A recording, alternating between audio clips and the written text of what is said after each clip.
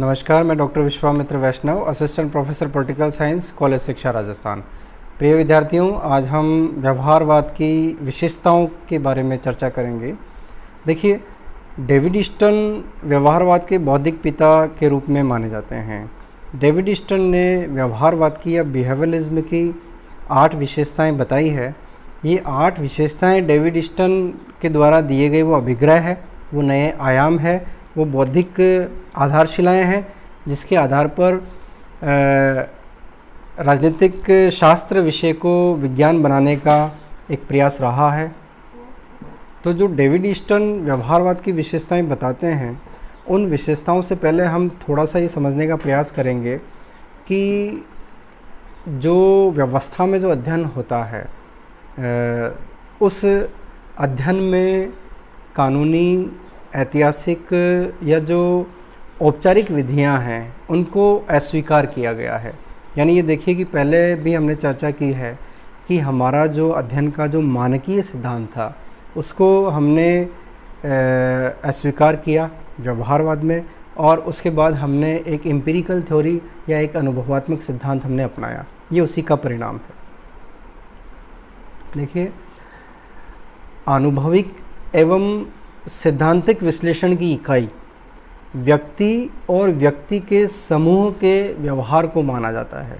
देखिए, पहले तो जो है कोई भी विचारक सोचता था, कल्पना करता था, अपने तर्क देता था।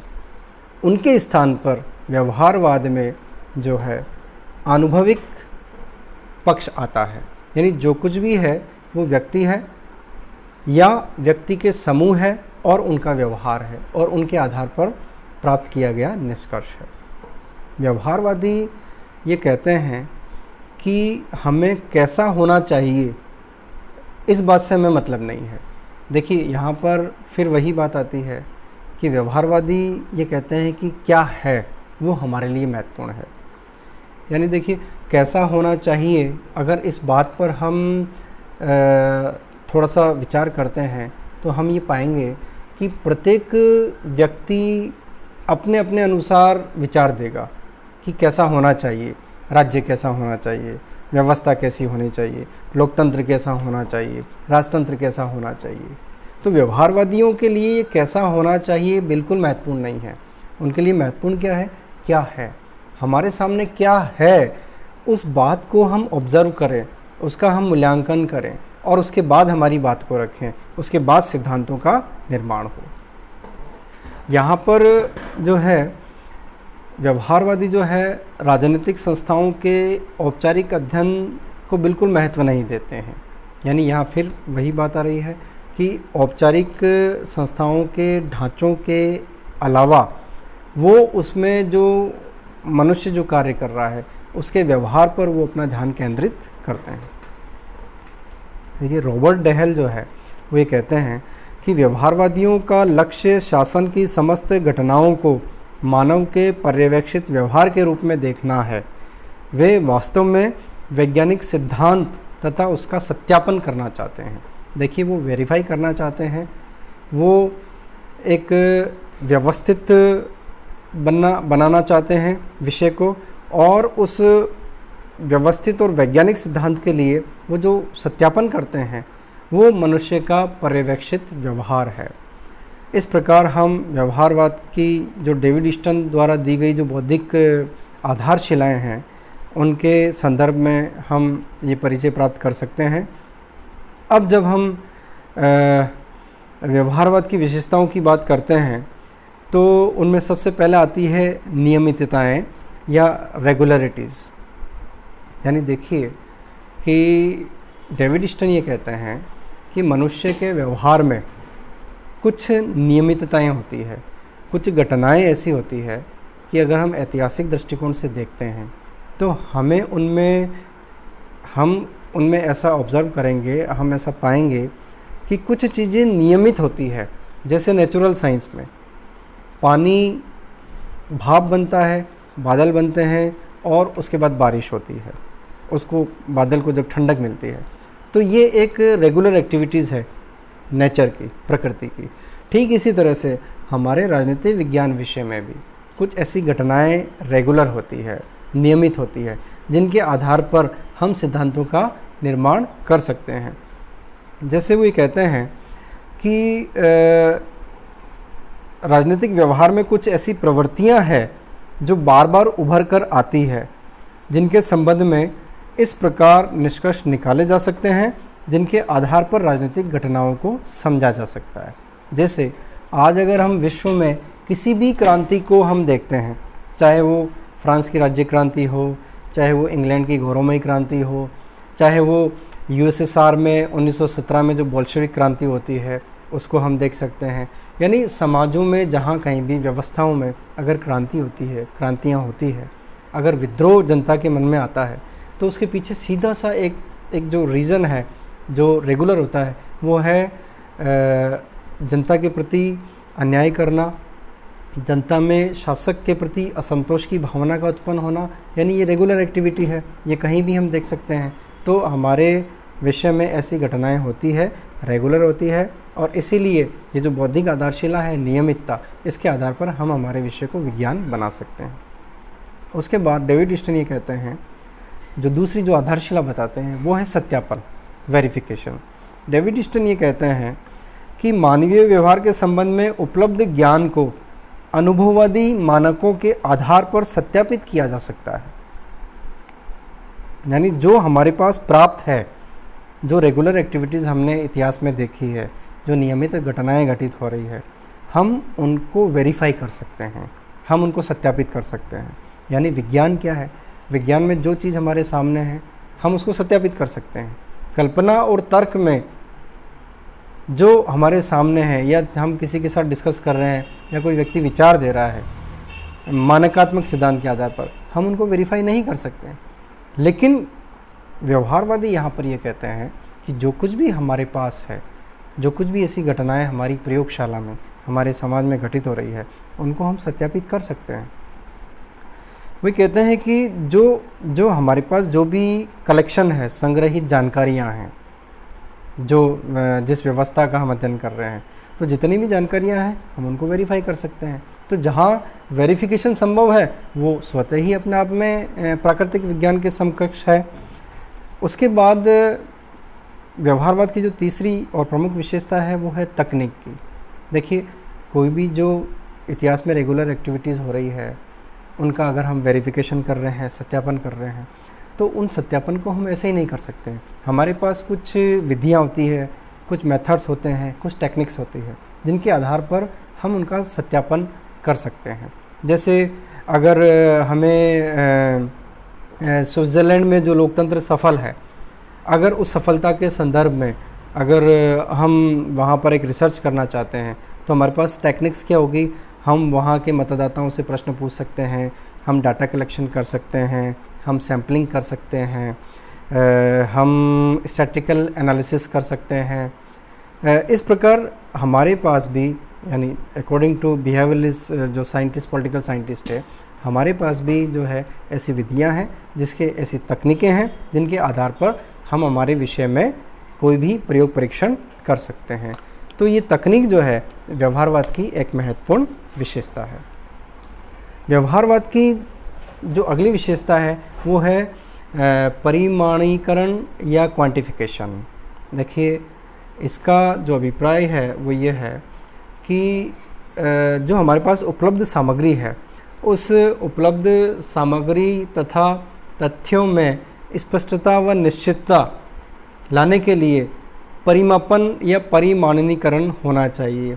अर्थात कि जैसे एक नेचुरल साइंस में एक सोर्स होता है, एक अध्ययन सामग्री होती है, और वो व्यवस्थित होती है कि सबसे पहले जो पृथ्वी जो है, सूर्य का एक पार्ट था, एक आग के गोले के रूप में था, वो उससे अलग होता है, धीरे धीरे ठंडा होता है, फिर जो है फिर जीव जंतु और मनुष्य का निर्माण होता है। तो ये हमारे पास उसका एक क्वांटिफिकेशन है, हमारे पास उसका एक परिमाणीकरण है, एक हमारे पास एक सब्जेक्ट मैटर है जिसका हम अध्ययन करते हैं। इसी तरह से अगर हम हमारे राज्य की बात करते हैं, तो हमारे राज्य का भी डेवलपमेंट का एक तरीका है, ऐसा तो नहीं है कि एकदम राज्य अस्तित्व में आ गया हो। राज्य का विकास हुआ है, धीरे धीरे धीरे धीरे डेवलप होता है। मनुष्य गुफा में रहता था, कच्चे फल खाता था, कच्चा मांस खाता था, धीरे धीरे धीरे धीरे धीरे डेवलपमेंट होता है। पहिए का आविष्कार होता है, आग का आविष्कार होता है, कृषि का आविष्कार होता है, फिर कबीला बनता है, फिर समूह बनता है, फिर परिवार बन रहा है, समाज बन रहा है, राज्य अस्तित्व में आ रहा है। राज्य में भी पहले जो है निरंकुश राजतंत्र था, फिर राजतंत्र, और फिर धीरे धीरे आज हम लोकतांत्रिक युग में आते हैं। तो ये सब क्या है? ये सब हमारे विषय में एक ऐसा सब्जेक्ट मैटर है जिनको हम सहज कर रख सकते हैं, जिनके ऊपर हम रिसर्च कर सकते हैं। हमारा विषय का एक हिस्टोरिकल बैकग्राउंड है। तो जैसे नेचुरल साइंसेज में चाहे कोई भी, चाहे केमिस्ट्री, फिजिक्स, कोई भी विषय हम लेते हैं, तो जैसे उनमें अध्ययन विषय वस्तु है, उनका परिमाप है, उनके ऊपर रिसर्च किए जाते हैं, उसी तरह से हमारे विषय में भी जो है परिमाप है, परिमाणीकरण है, क्वांटिटी है, उनका हम अध्ययन कर सकते हैं, उन पर हम रिसर्च कर सकते हैं। इसके बाद जो महत्वपूर्ण जो विशेषता है वो है मूल्य निरपेक्षता। देखिए, जो हाइड्रोजन और ऑक्सीजन को जब हम मिलाते हैं तो पानी बनता है, ये बिल्कुल फिक्स है। अब ये जो एक्सपेरिमेंट है, चाहे आप भारत की लेबोरेटरी में करो, चाहे आप अमेरिका की लेबोरेटरी में करो, चाहे किसी लैटिन अमेरिकन कंट्रीज़ के किसी कंट्री में जाके करो, वो बिल्कुल फिक्स है। कहने का अभिप्राय यहाँ पर यह है कि हमें अगर व्यवस्था में अध्ययन करना है तो अध्ययन करने वाला कौन है? अध्ययन करने वाला पॉलिटिकल साइंटिस्ट है। लेकिन जब पॉलिटिकल साइंटिस्ट किसी भी समाज में, किसी भी विचार पर, किसी भी विषय पर अगर अध्ययन करता है तो उस साइंटिस्ट को खुद के मूल्य से निरपेक्ष रहना पड़ेगा।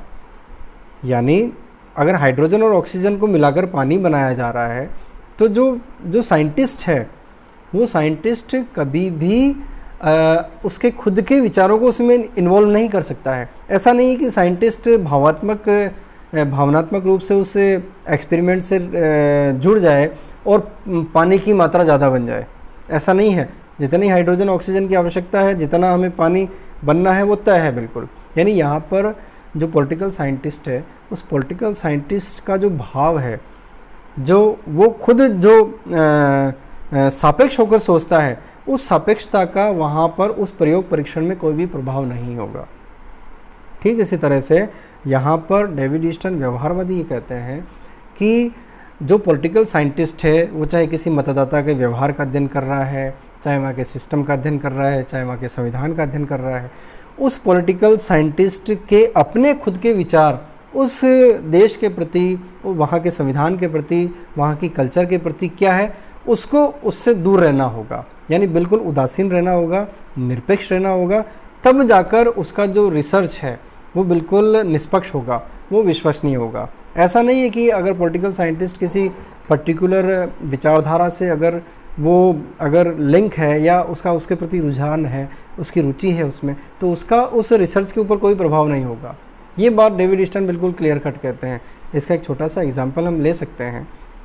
जैसे एक शिक्षक है, उसकी क्लास में 2 बच्चे हैं, तो जो एक स्टूडेंट है उसका, वो स्टूडेंट रेगुलर क्लास में आ रहा है, रेगुलर जवाब दे रहा है, अपना होमवर्क टाइम पर कर रहा है, जो क्लास टेस्ट होते हैं उसमें उसके नंबर बहुत अच्छे आते हैं। और एक दूसरा स्टूडेंट है उसी क्लास में पढ़ने वाला, वो बिल्कुल बच्चा शैतान है, वो होमवर्क नहीं करता है, वो छुट्टियां ज़्यादा लेता है, क्लास बंक करता है।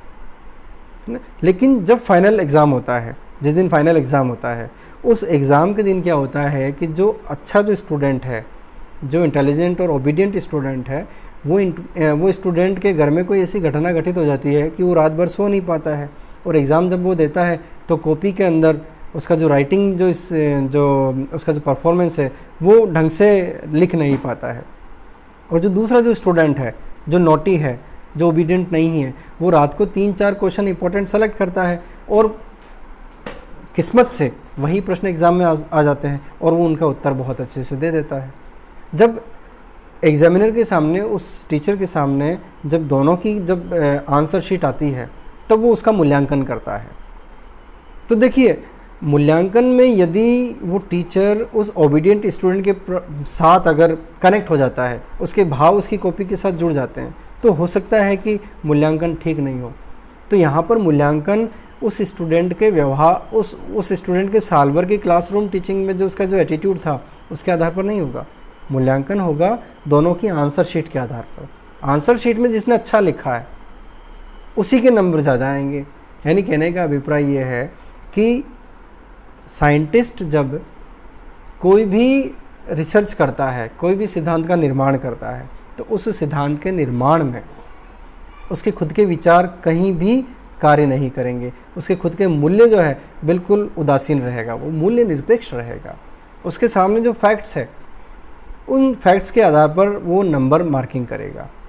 और यही कारण है कि हम निष्पक्ष मूल्यांकन के लिए हमने रोल नंबर जो है वाले मेथड को हमने अपना रखा है। हम कहीं भी जो है किसी भी विद्यार्थी की पहचान को वहाँ पर हम नहीं बताते हैं। वहाँ जो उसका जो इवैल्यूएशन होगा, उसका जो मूल्यांकन होगा वो बिल्कुल निष्पक्ष होगा, वो तथ्यों के आधार पर होगा। इसीलिए हमारा एग्जामिनेशन सिस्टम बिल्कुल फैक्चुअल बेस्ड है। तो यानी यहाँ पर हम ये समझ सकते हैं कि जो वैज्ञानिक है वो मूल्य निरपेक्ष रहेगा, वो मूल्य सापेक्ष कभी भी नहीं रहेगा। तो व्यवहारवाद की ये प्रमुख विशेषता है और इसी की सबसे ज़्यादा आलोचना भी आगे होती है। अब हम आते हैं व्यवहारवाद में कि जो अगली जो आधारशिला है वो है क्रमबद्धता या व्यवस्था या सिस्टमेटाइजेशन। अर्थात विज्ञान की जो विशेषता है, प्राकृतिक विज्ञान की जो विशेषता है वो है व्यवस्थित होना, निष्पक्ष होना और बिल्कुल सटीक होना। यही बात व्यवहारवादी राजनीतिक विज्ञान में लागू करते हैं। वो ये कहते हैं कि शोध कार्य क्रमबद्ध अथवा व्यवस्थित होना चाहिए। जो भी रिसर्च है वो बिल्कुल सीक्वेंस से होना चाहिए, सिस्टमेटिक होना चाहिए। ये बात वो कहते हैं। वो कहते हैं कि शोध यदि सिद्धांत से अनुप्राणित नहीं है तो वह महत्वहीन हो जाता है। यहाँ पर व्यवहारवादी ये कहना चाहते हैं, ये समझाना चाहते हैं कि हम जो भी रिसर्च करते हैं, जो भी हम मॉडल्स डेवलप करते हैं, वो मॉडल सिस्टमेटिक होने चाहिए। वो मॉडल अव्यवस्थित नहीं होने चाहिए। तो जो सिस्टम नेचुरल साइंस में फॉलो होते हैं उसी तरह से व्यवस्थित और निष्पक्ष जो सिद्धांत है वो हमारे राजनीतिक विज्ञान विषय में भी होते हैं। जैसे एक एग्जांपल है कि हम अगर हिस्ट्री में जाते हैं तो हम ये देखते हैं कि आरंभ में राजतंत्रीय व्यवस्था थी, बहुत अच्छा शासन था। फिर कुछ समय बाद में उसमें कुछ बुराइयां आती है तो वो निरंकुश तंत्र में बदल जाता है। निरंकुश तंत्र में कुछ बुराइयां आती है तो वो वर्ग तंत्र बन जाता है। वर्ग तंत्र में कुछ बुराइयां आती है तो वो कुलीन तंत्र बन जाता है। कुलीन तंत्र में जब कुछ बुराइयां आती है तो वो लोकतंत्र बन जाता है। समय के बाद लोकतंत्र में जब बुराइयां आती है तो वो भीड़ तंत्र बन जाता है, क्योंकि हमें पता है लोकतंत्र में लोक होता है, लोक का मतलब जागरूक नागरिक, जागरूक मतदाता। तो ये क्या है, ये बिल्कुल व्यवस्थित है। ये जो रिसर्च और ये जो एनालिसिस है जो अरस्तु भी देता है, जो मॉन्टेस्क्यू भी देता है, तो ये जो बात है, ये बात हमारे इस राजनीतिक विज्ञान में व्यवहारवादी करते हैं कि जैसे नेचुरल साइंस में, जैसे प्राकृतिक विज्ञानों में सिस्टम है, उसी तरह से हमारे राजनीतिक विज्ञान में भी सिस्टम है। यहाँ पर जनता ऐसे ही विद्रोह नहीं करती, यहाँ एक सिस्टम है। यहाँ पर जनता जो है जब उनके ऊपर अत्याचार होता है, जब उनके अनुसार शासन का निर्वाह नहीं होता है, जब राजा गुड लाइफ को सिक्योर नहीं कर पाता है, तो जनता यहाँ पर क्रांति करती। तो ये एक तरह से सिस्टम में आया हुआ है। जैसे आज हमारा एक सिस्टम है कि अगर संविधान ठीक ढंग से कार्य नहीं कर रहा है तो हम उसमें संशोधन करते हैं। ये एक सिस्टम है। हमारे भारत के लोकतंत्र को भी हम देखते हैं तो अभी तक हमारे यहाँ जितने भी संविधान संशोधन हुए हैं, तो जैसे जैसे समस्या आती है उनका हम सिस्टमेटिकली उन समस्याओं का समाधान करते हैं।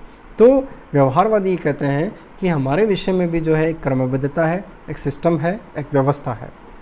इसके बाद व्यवहारवादी की जो एक और विशेषता है व्यवहारवादी अप्रोच की, वो है वैज्ञानिकता, विशुद्ध विज्ञान। व्यवहारवादी ये कहते हैं कि हमारा विषय भी विशुद्ध विज्ञान के समकक्ष है। यहाँ पर भी कोई भी घटना होती है तो वो ऐसे नहीं होती है, उसके कुछ कारण होते हैं, और उसके जो कुछ कारण होते हैं उसके कुछ निश्चित परिणाम भी होते हैं। विज्ञान में भी यही होता है, कॉजेज एंड इफेक्ट्स का जो थ्योरी है, जो रिलेशन है, वो वहाँ मेंटेन होता है, वहाँ पर बिल्कुल वो साबित होता है कि अगर ज्वालामुखी अगर आ रही है, अगर भूकंप आ रहे हैं, अगर बरसात हो रही है, तो वो क्यों हो रही है, उसके पीछे कुछ निश्चित कारण है। तो वहाँ जो विज्ञान की जो स्थिति है नेचुरल साइंस की, वो ठीक उसी तरह से हमारे विषय में भी विज्ञान की स्थिति है। हम भी जो है कोई भी प्रयोग करते हैं, कोई भी सिद्धांत का निर्माण करते हैं, तो उसके पीछे मनुष्य के व्यवहार का अध्ययन करते हैं। उस पूरी व्यवस्था में, उस पूरे सिस्टम में जो कार्य हो रहा है, जो एक्टिविटी हो रही है, उसमें हम जनता का, राजनेताओं का और जो भी उसमें कार्य करने वाला जो डूअर है, एक्टर है, उसका हम अध्ययन करते हैं और उस अध्ययन के बाद में हम निश्चित निष्कर्ष निकालते हैं। जैसे पहला first world war and second world war, इन दोनों में हुआ क्या, इन दोनों में जो भी हो रहा है उसके पीछे के कारण खोजे गए, तो उन कारणों में हमें बहुत सारी चीज़ें मिलती है कि भाई युद्ध क्यों होता है। जब मनुष्यों का हमने व्यवहार किया तो उसके फिर खूब सारे रिजल्ट हमारे सामने आए। तो हमने ये प्रयास किया यूनाइटेड नेशंस का निर्माण करके कि अब जो है ये एक ऐसा संगठन है, एक ऐसा अंतर्राष्ट्रीय संगठन है जो विश्व में शांति, विश्व में सुरक्षा, मानव कल्याण की बात करेगा। कम से कम हम इस विश्व को तीसरे वर्ल्ड वार से बचा सकें। कम से कम हमारे पास ये एक ऐसा प्लेटफॉर्म है जहां विश्व के समस्त राजा, शासक बातचीत कर सकें, और जितना विश्व के जो शासक है वो डिस्कशन करेंगे, बातचीत करेंगे, समस्याओं का समाधान होगा और विश्व युद्धों से दूर रहेगा। तो यूनाइटेड नेशंस का जो निर्माण है, विभिन्न हमारे जो विश्व के जो महाद्वीप हैं, इनके रीजनल ऑर्गेनाइजेशंस भी है। जैसे हमारे यहाँ एशिया में सार्क है, आसियान है, विश्व में अनेक ऐसे संगठन हैं, ऑर्गेनाइजेशंस हैं। तो ये ऑर्गेनाइजेशन जो है किस बात का रिजल्ट है, ये ऑर्गेनाइजेशन जो है हमारे सामने विशुद्ध विज्ञान का रिजल्ट है।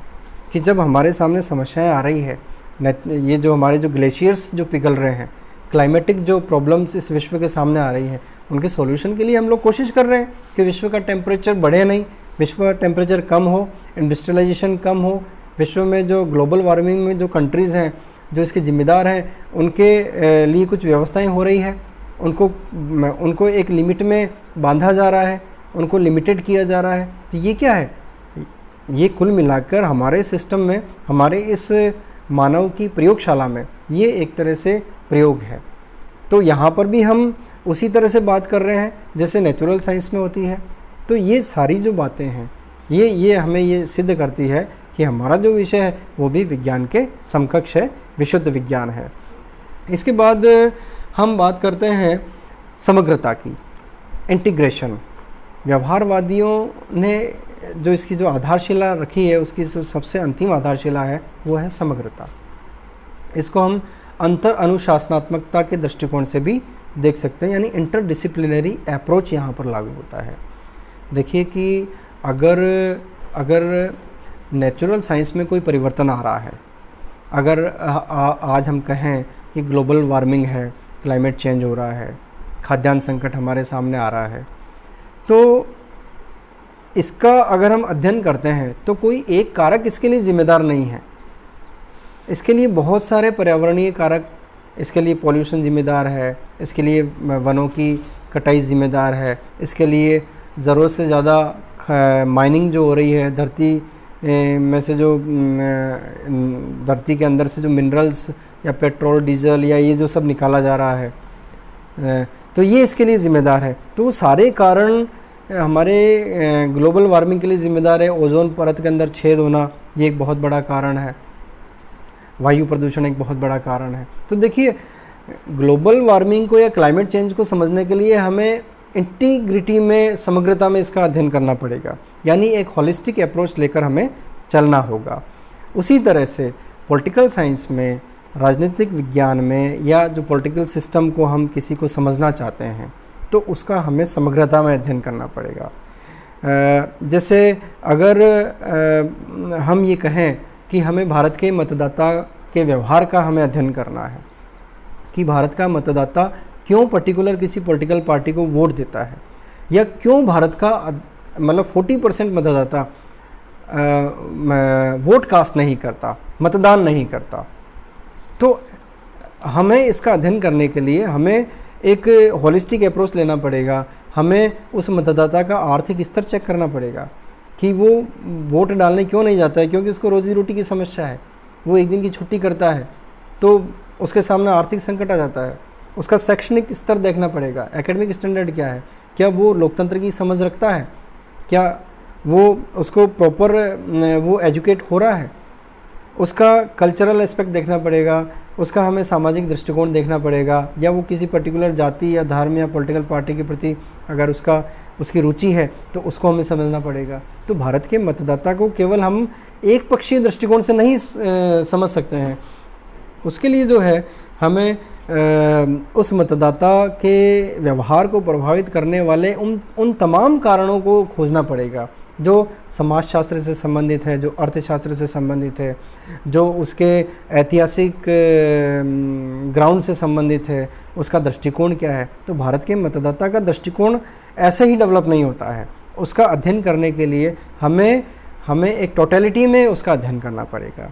तो राजनीतिक विज्ञान में, राजनीतिक व्यवस्था में अगर हमें भारत के संविधान का अध्ययन करना है तो केवल भारत के संविधान के 395 अनुच्छेद का हम अध्ययन कर लें और उस अध्ययन के आधार पर हम निष्कर्ष निकाल लें तो हमारा अध्ययन, हमारा जो रिसर्च है वो एक पक्षीय होगा, वो विश्वसनीय हो ही नहीं सकता।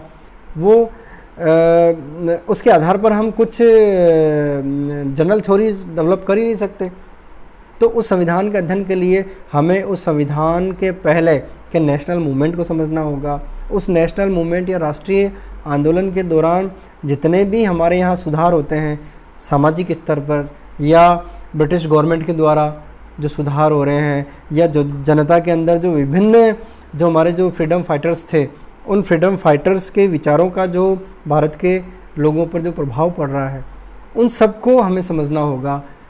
हमें भारत के संविधान की प्रस्तावना को समझना होगा। प्रस्तावना में जो मूल विचार है, जो बेसिक स्ट्रक्चर है, जो मूल ढांचा है, उसको समझने के लिए हमें भारत को समझना होगा, हमें गांधी जी को समझना होगा, हमें भारत की आम जनता को समझना होगा, हमें फ्रीडम फाइटर्स के विचारों को समझना होगा, हमें यहाँ के सांस्कृतिक पहलू को समझना पड़ेगा। इस प्रकार हम किसी पर्टिकुलर निश्चित निष्कर्ष पर जा सकते हैं।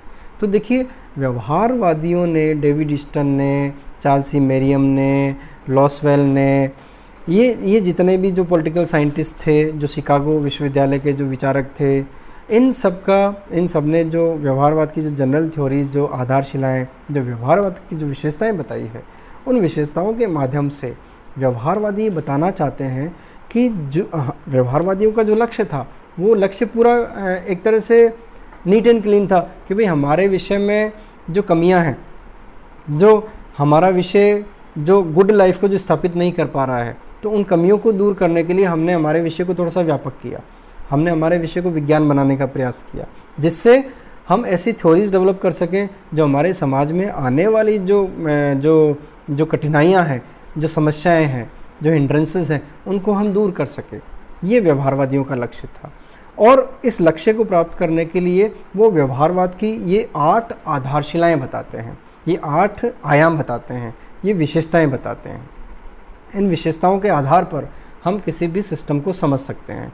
और अगर इन विशेषताओं का हम अध्ययन करते हैं तो वास्तव में हम ये पाएंगे, और ये सिद्ध भी होता है, कि हमारा विषय भी विज्ञान है, साइंस है, नेचुरल साइंस के समकक्ष है। और व्यवहारवादी वैज्ञानिकों का भी लक्ष्य यही था कि हमारे विषय को विज्ञान के समकक्ष लाना, इसमें नई पद्धतियों को डेवलप करना, इसकी जो धारणा है नॉर्मेटिव से एम्पिरिकल की तरफ लाना, मनुष्य के व्यवहार के आधार पर अध्ययन करना, ये व्यवहारवादियों का लक्ष्य था। इसके विषय दृष्टिकोण को व्यापक बनाना, इसमें और नए विषयों को सम्मिलित करना, जिसके आधार पर हमारा विषय एकदम रिच हो जाए, एक क्रमबद्ध हो जाए, एक सिस्टमेटिक हो जाए, एक इंटीग्रेटेड हो जाए, वहाँ पर टेक्निक्स डेवलप हो जाए। इस प्रकार जो है ये सारी जो विशेषताएं जो नेचुरल साइंस में पाई जाती है, ये सारी विशेषताएं हमारे विषय में भी पाई जाती है। तो व्यवहारवादियों का जो प्रमुख जो लक्ष्य था वो यही था, विज्ञान के समकक्ष लाना। और उनके लिए उन्होंने ये विशेषताएं भी बताई है, जो वास्तव में अगर इन विशेषताओं का हम अध्ययन करें तो हम ये पाएंगे कि वास्तव में ये विज्ञान के समक्ष है। यद्यपि इसकी कुछ कमियां भी है, वो कमियां हम आगे और डिस्कस करेंगे, इस व्यवहारवाद के महत्व को भी हम समझेंगे। लेकिन फ़िलहाल हम व्यवहारवाद की विशेषताओं को इस विमर्श या इस चर्चा के माध्यम से समझ सकते हैं। धन्यवाद।